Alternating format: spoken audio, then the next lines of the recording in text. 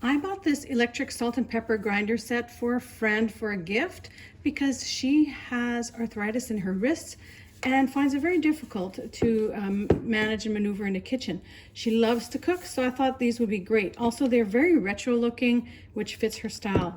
I went ahead and opened them up and charged them, and as you can tell, they don't come with any salt and pepper, so we're going to fill those up as well. To fill them up, we'll just give this a half turn and pop that off. And this is actually quite a nice big size. As you can see, we can fit a lot in here. And to close it up again, we're going to line up those arrows and just turn. To put it on, you press quickly to get the green light, and a long press for 2 seconds will switch the speed. You see it has a blue light, and that speed will be a little bit faster. And quickly shut it off by clicking again. So if I put it on and I just have to tip it, and then it has the auto reverse clean after the stop. So just by putting it upright again, you're going to it's going to reverse. These are really pretty. So let's try the pepper. And press once to put it on, tip it,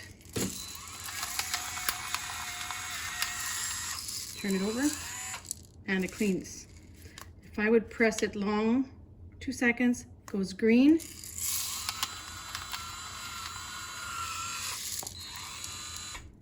And that's the second speed. Give it the salt a try.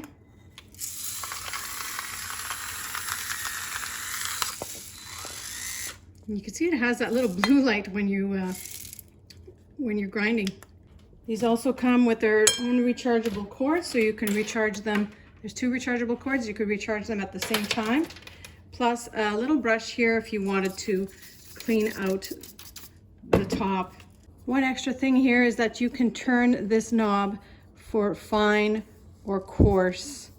So this will give you the coarser grind or a finer grind depending on your preference.